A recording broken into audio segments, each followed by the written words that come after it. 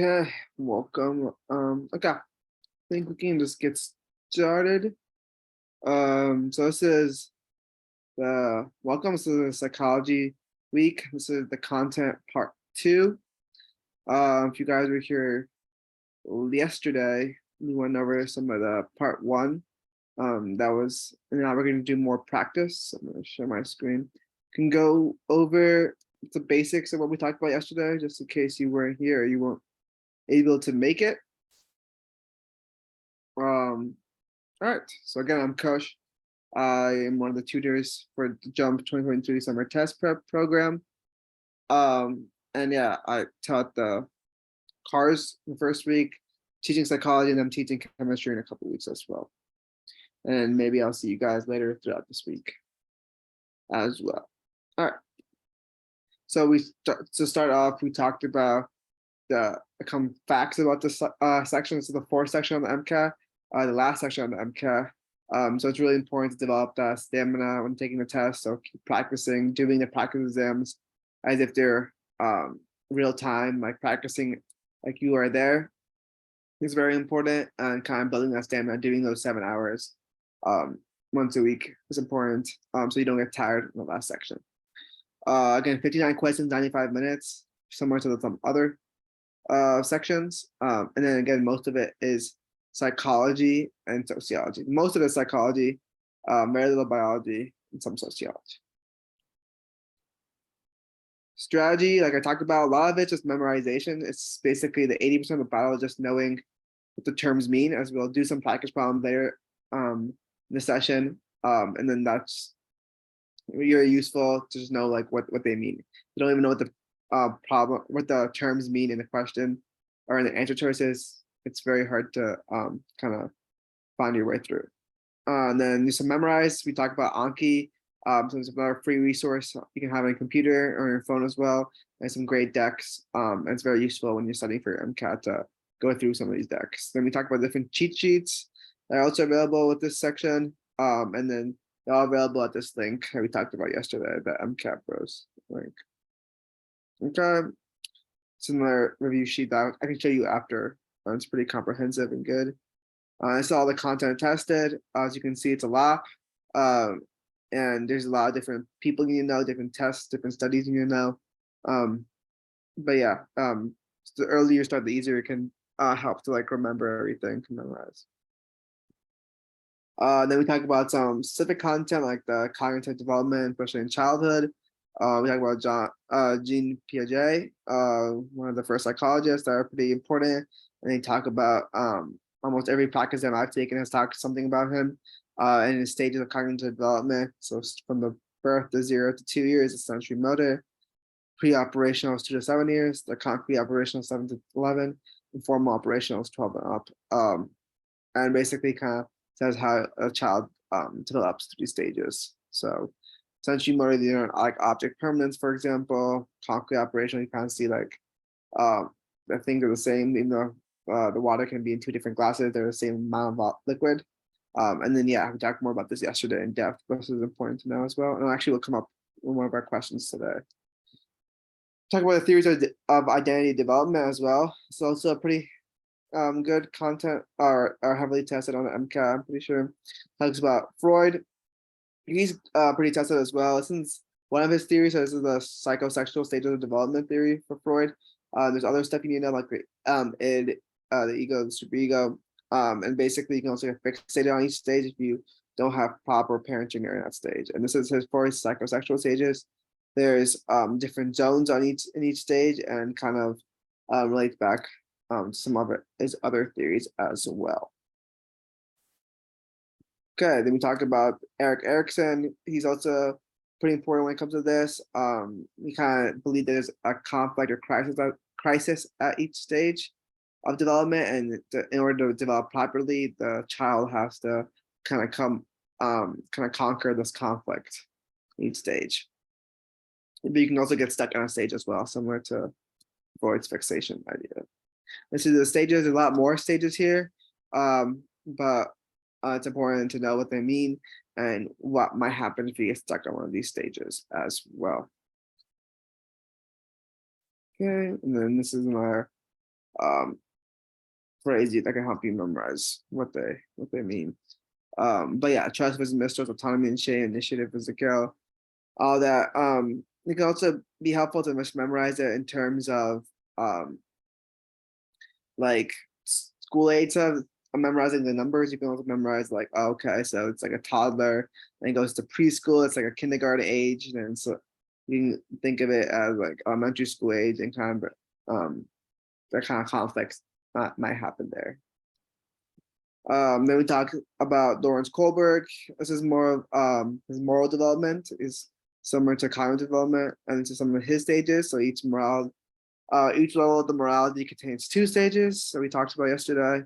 The pre-conventional, that's 2 to 7, where it's like avoiding punishment and you act in your self-interest. And this conventional stage was 8 to 13. That's more based on like the moral reasoning, like law and order, trying to be this good boy attitude, I guess. And the post-conventional is adulthood, which is more like a social contract by your or acting on your own principle as well. Okay, so yeah, that's what we talked about yesterday. We did this passage yesterday through Jack Weston. And we'll do more of Jack Weston today and passages. Jack Weston doesn't have that many psych passages, but they're very rare.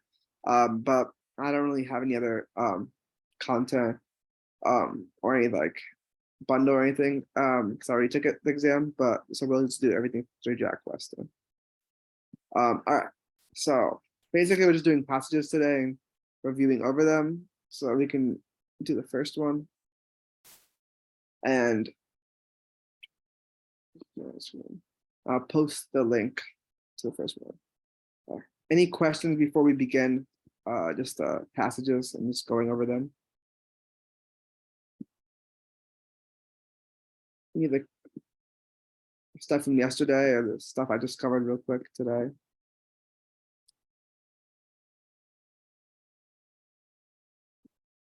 All right, if not, this is the first passage. It's in the chat.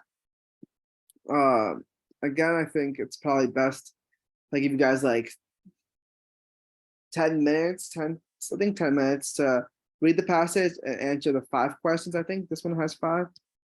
And then we'll go over it after.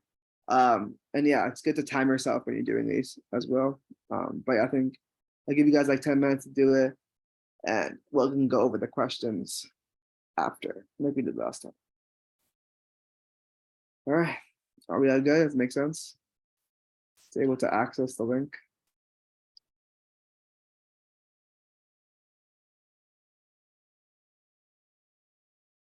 All right, thank you, Anthony. All right, I'll check in. I got like 7:20.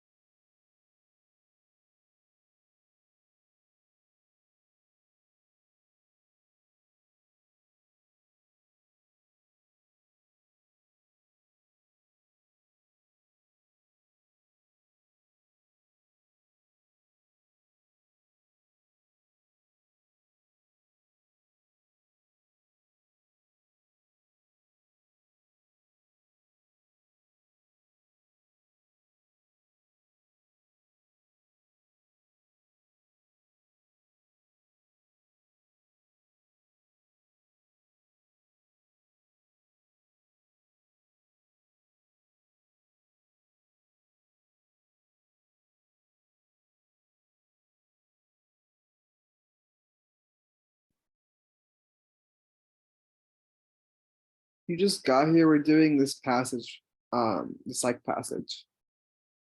So you can go ahead and get started on that.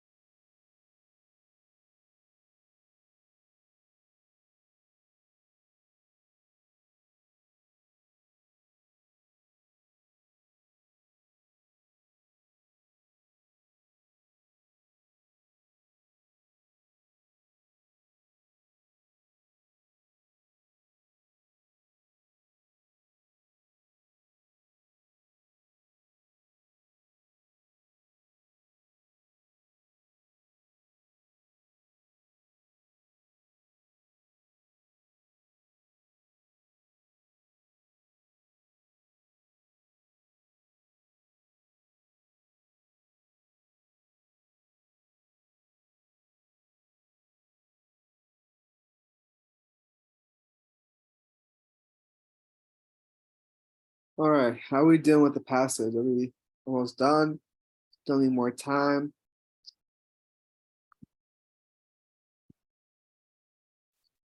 I got one thumbs up. How about everyone else? Okay, thumbs up. Thanks.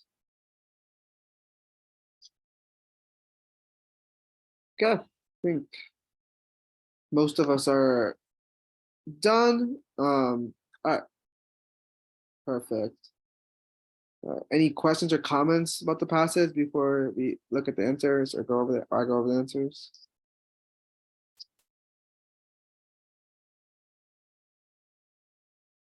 Okay, sweet. This was the passage. Um, talk about sleep deprived decisions. And talked about taking impulsive risks. In this case, they did the Columbia card task to isolate cold processes and figured so with partial sleep deprivation for 5 nights and what that did to the cold decision making process. Okay, so the first question, not really related to the passage, but it's important. In which psychological process is least likely to be increased in an individual who scores high on measures of impulsivity? So when I first read the question, I was a little confused. I think it's worded a little poorly, in my opinion. So you can kind of reword it to make it a little bit more clear. It's basically just asking if someone is more impulsive, uh, which one of these areas will be least likely to increase, or which one will not increase as much if someone is impulsive. I think that's a much better wording of a question. This one's a little can be a little confusing, so you can reword the question. But that's basically what it's asking. If someone's more impulsive, which of these errors will they least likely um, have? So which ones would they least likely have? So it's going to be the fundamental attribution error. So I can see if you don't really even know what the terms mean, it can be a little difficult to start with. That's why I said really like doing the flashcards, doing the Anki flashcards, and really memorizing the terms is really important. That's like most of the battle, just knowing the terms. And if you know the terms, it can be a little bit easier to go through them. So if you're impulsive, uh, would you more likely to make the fundamental attribution error or least likely? You can just ask that kind of question as you go on.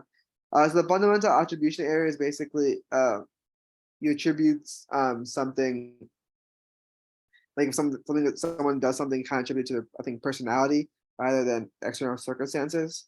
Then the base rate fallacy is when you kind of ignore the base rates of something or like and looking at like data you can kind of make that decision. But if you look really closely, you can kind of, depending on the wording of it, can get to. The selection bias is basically when the way you select for a study, maybe that's not as representative of like this whole population. So that's a selection bias where you're selecting certain group of people. The confirmation bias is when you look for something that kind of goes with your previous or can conform to the previous knowledge. So so this one I think is selection bias. We can go see if it's right. Yeah. So it's basically the paragraph one says the tendency to not collect information before making a decision, attribution, or judgment. That's what this passage defines as impulsivity. Uh, so selection bias would you select people for a study and bias with that. That doesn't really increase that much if you're impulsive, I guess. Compared to the other ones. The other ones are a lot better options, like the fundamental attribution error is when you like attribute someone's behavior to their personality. So like if you think about it, if you don't really think about it and you just kind of see someone doing something crazy, you kind of, for example, attribute it to their personality rather than maybe it's due to some situational situation they're in. So that might uh, might increase. That makes sense to increase when you're impulsive. You might just say, "Oh, they did this because they're like this," or they um, something like that. And then base rate fallacy is it's kind of how you analyze data. If you giving so this is a good example right here. So for example, 30% of children under 5 are catching the flu this year. they ignore the base rate of the population. So in the same year, 45% of people caught the flu. So this makes sense if you know the base rate or you know the data. So this is gonna be happen if you're really impulsive, if you don't really pay attention, or like kind of collect the information or really process the information before making a judgment. You could really easily make a base rate fallacy. So it's not the correct answer here, and the confirmation bias is pretty easy as well. If you're impulsive, if you're just not really thinking, you can kind of take in information that conforms with your previous beliefs. The best answer is selection bias, because it doesn't really make sense to increase if you're like impulsive or not really thinking. All right, this one is back to the passage. Which of the following best illustrates the effect of the availability heuristic on the participants during the Columbia card task cold version? Okay, so as you can guess, the availability heuristic kind of has to do with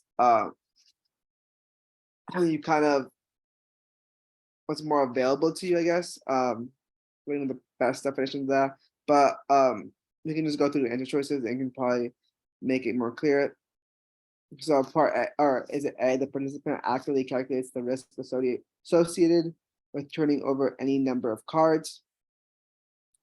So availability is kind of like if it's you kind of remember information that's more available to you, I guess is a good way to describe it. Or B, a participant. So number A doesn't really make sense because you're really calculating the risk. Kind of, it's not really like, it's more like it comes to you like when you think quickly, like that's what the availability was. What's available comes to your thoughts. I think it's kind of not really the best definition, but yeah. So the part A doesn't really make sense because you're calculating the risks. That's not really doesn't really show anything with the availability heuristic. B, a participant knows that they're always lose at gambling and proceed to flip over many cards. They're using something prior, so their prior knowledge to do it. So it doesn't really make sense that much. A participant slightly modifies the strategy at each round until they find the best approach. So it's kind of like the trial and error. They kind of just go and see which one's the best approach. Or D, a participant quickly finds the most obvious solution for minimizing risk. So it's probably D. I think the main keyword here is the most obvious solution. So that's what's the most available to them, what comes to their head the fastest. That's what they do. So it's the most obvious one. That's the one that comes fastest. So that's a good that's probably the best correct answer here. So yeah, it's a mental shortcut. And then the individual uses the information example that most immediately called to the mind. So I think the keyword here is the most obvious. So that's most easily called to the mind, and that's the way to go.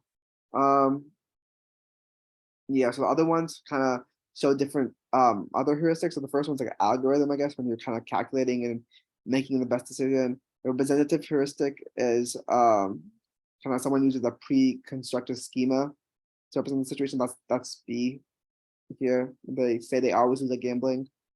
And C is the trial and error. All right. Next, researcher reviewer criticizes the study for not excluding adolescents from the study because risk taking is elevated during adolescence. How is the reviewer most likely to justify the criticism? As compared to adults, A, adolescents have experienced a greater degree of long-term potentiation in their frontal cortex. B, adolescents have experienced a lesser degree of long-term potentiation. Adolescents have experienced a greater degree of synaptic pruning in the frontal cortex. Or D, adolescents have experienced a lesser degree of synaptic pruning in the frontal cortex. So first, you need to know what long-term potentiation and synaptic pruning is. I think long-term potentiation, which basically means this a synaptic connection that you use more if you keep training us or use a synaptic like connection longer, it becomes stronger. So that's long-term potentiation if you keep using it. It doesn't really have to do much with age, I think. The best answer is obviously the synaptic pruning ones, because synaptic pruning is when your synapses that you don't need are pruned or are cut away. So you cut away the excess neural connections. And again, we know the prefrontal cortex doesn't really develop until you're like 20. So it's true that adolescents have experienced a lesser degree of synaptic pruning in the frontal cortex. So that's right. It's when the brain removes excess synapses. And yeah, that's true. Thousands. Four. Individual who's in the Piaget stages of cognitive development would most likely maximize their score while minimizing risk during the CCTS. So this is knowing Piaget that we just talked about earlier and yesterday as well. So knowing him, I guess, comes up pretty often. And he came up here. So if someone maximizes their score while minimizing risk, that's a pretty high level abstract thinking, and we know that is in the formal operational stage. So yeah, knowing those stages is important. Next, the data in figure 1 provides support which of the following statements. So you can get this data. It's also important to note that the 3 stars show a p-value less than 0.01, meaning that they're significant because they're less than p-value is less than 0.05. So these are all significant. Figure 1 provides support which of the following. Sleep deprivation is increased by a person's tendency to take risks. That doesn't really make sense because they're looking at the opposite thing. They're looking at if person's tendency to take risks, how that affects sleep deprivation. So this is kind of not the right conclusion. Switched around. Risk-taking behavior is increased by poor sleep quality only if an individual is naturally risk averse. So yeah, so you can see here, then the left, the low risk taking group, that poor sleep quality, that's the white, the PSD, can actually increase risk taking behavior, and this increase is significant in this group. So this is the true answer here. D is incorrect if they're all significant. You can't really tell anything about the future because that's not really shown in the graph. That's shown in the graph. You can only kind of conclude what is there. All right, so that's that. Any questions on that? That passage. Hopefully you guys got most of it right.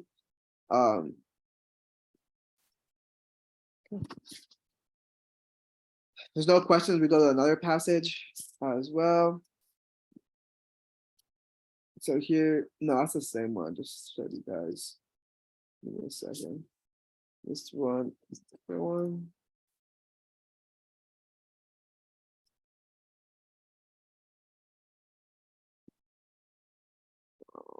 Yeah, so loading.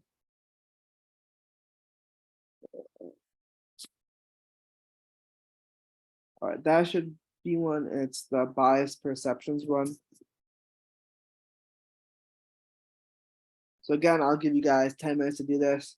Yeah, I recommend highlighting it as you go as well. It makes it easier. So just practice that. If you have a mouse, practice with the mouse as well. And try to timer yourself as well when you go through this.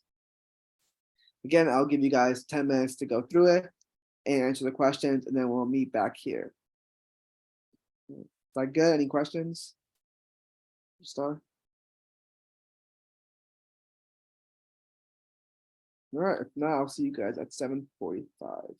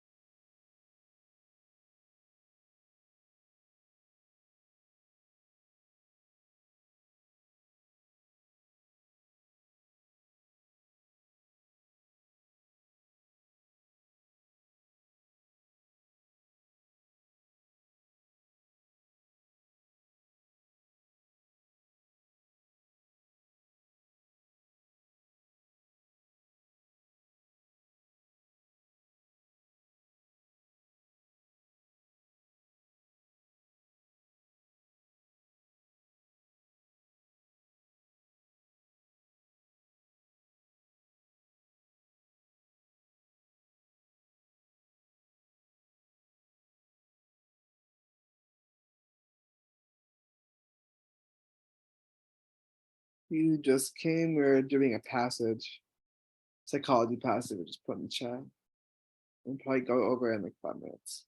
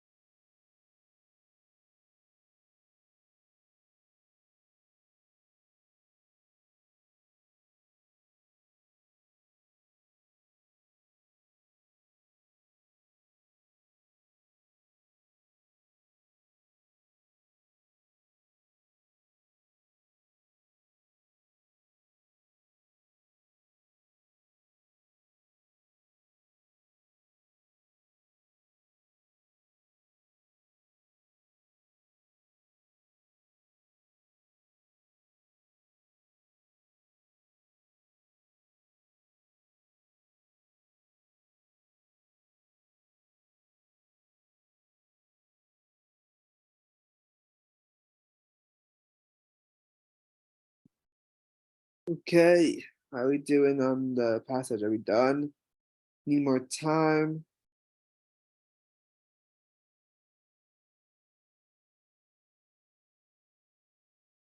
Okay, that's all right. Mostly all thumbs up. So we'll go and review. Any comments or questions about the passage before I just go in and review the questions?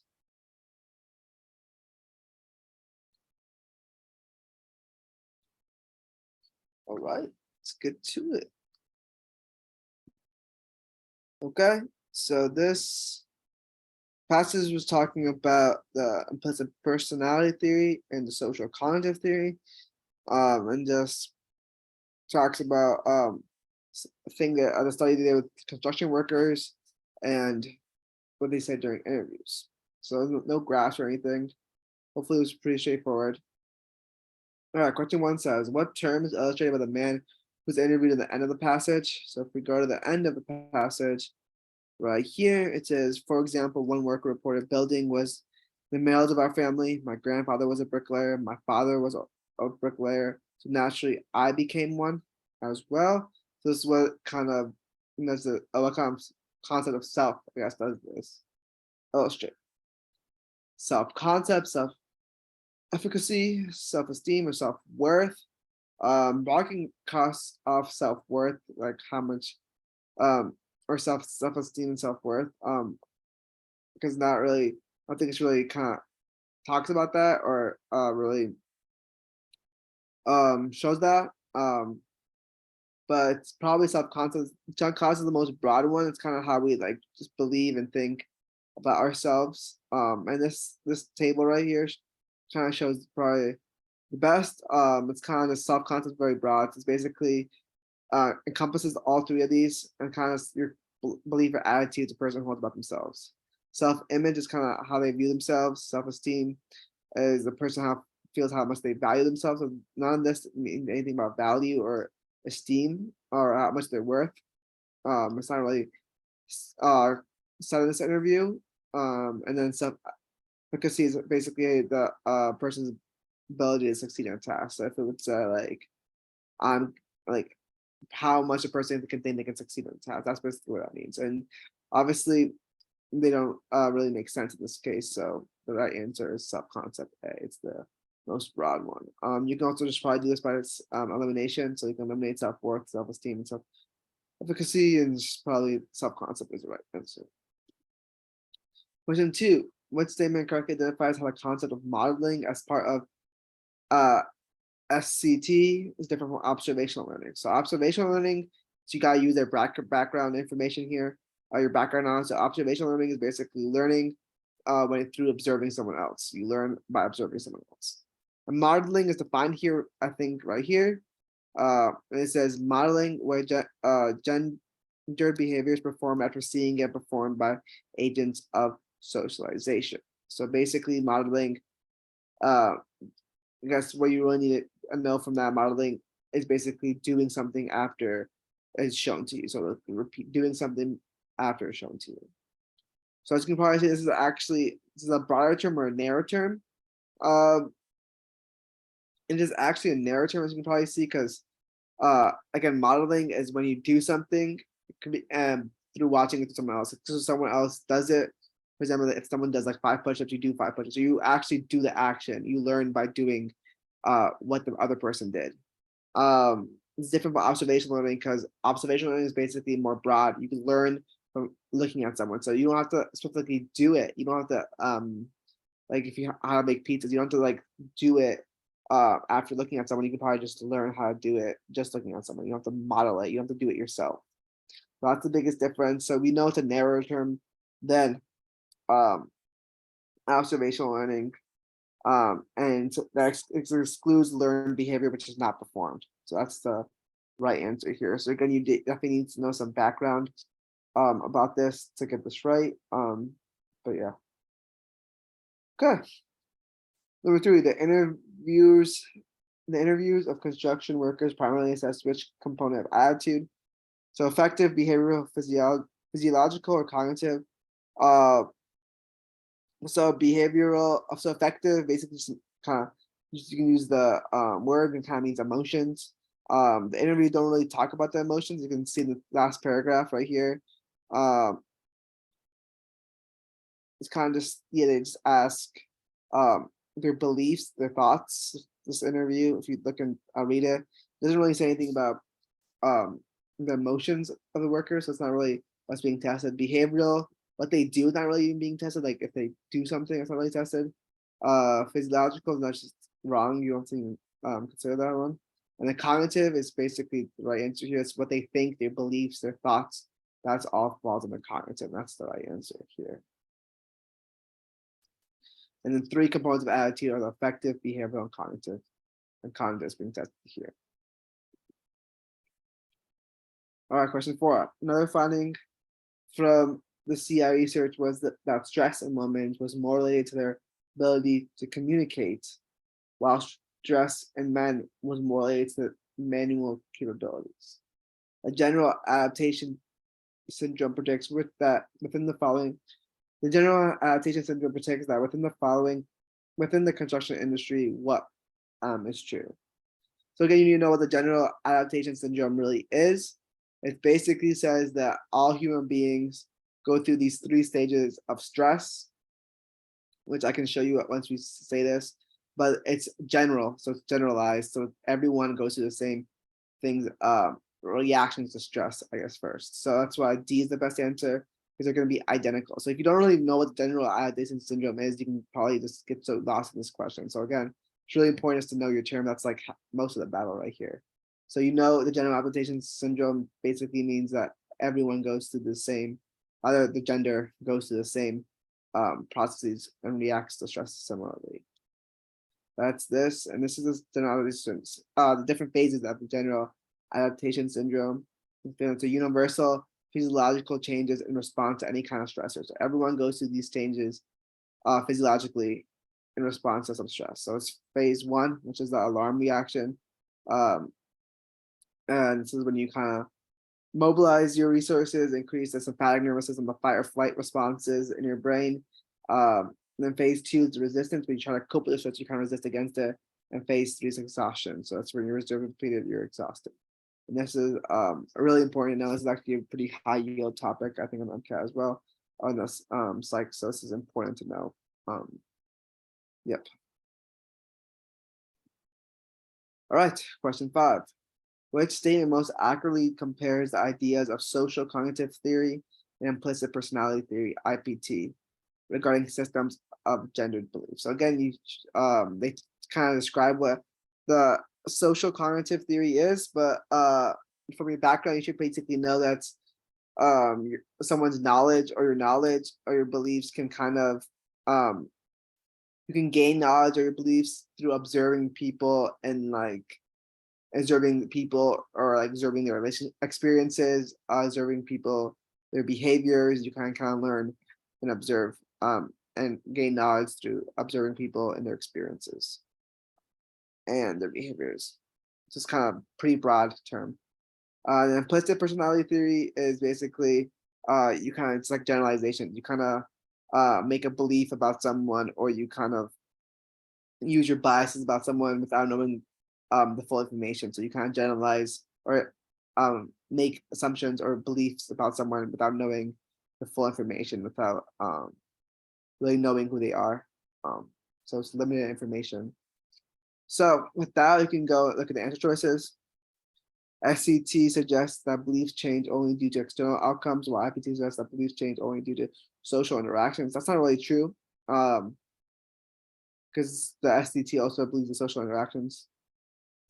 IPT suggests that beliefs change only due to external outcomes, and SCT believes only change to social interactions. That's not true. The SCT is more broad. It can also do external and social interactions. The SCT describes the transmission of beliefs, while IPT describes the application of beliefs, or D, IPT describes the transmission of beliefs, while SCT describes the application of beliefs. The right answer here is probably C. So SCT again describes the transmission of beliefs. So that's how knowledge is transferred from one person to another, how beliefs are transferred. So SCT, you can learn something, you can or gain knowledge about something through observing someone else. So that's what SCT, the transmission of beliefs. Well, IPT describes the application of it. So you use those beliefs to make assumptions and make ideas about someone's personality without knowing the full information. So that's application of your beliefs. So this is the right answer here. This is just a lot more in depth about the question. But yeah, hopefully that made sense. Any questions on that passage that I just went through?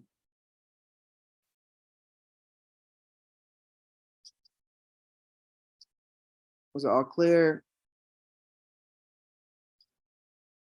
Okay, so with that, just want to emphasize the last thing in this like section is really just, again, as you probably saw when you went through these questions or you did these passages, that what's really important is memorization. Knowing the terms is so important. If you don't know the terms, again, it's really hard to even do well, or even understand what the questions, the answers mean if you don't know the terms.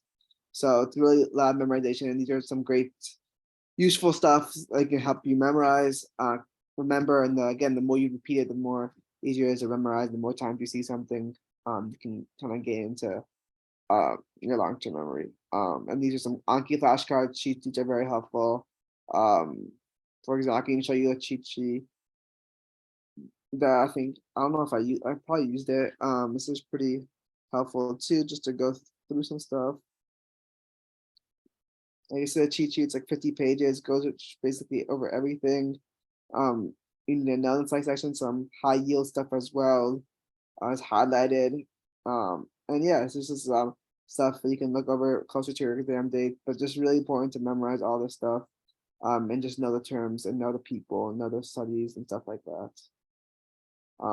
Yeah, I know it can be overwhelming, but the earlier you start, the better you'll have, the better it is. And definitely the more time you have to memorize. All right.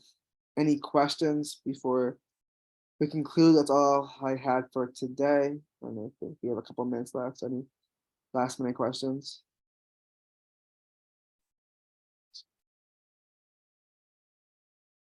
All right. If not, thank you guys for coming. And I'll probably see some of you tomorrow. I think, yeah, tomorrow and then Saturday. All right. Thanks, guys. Take care.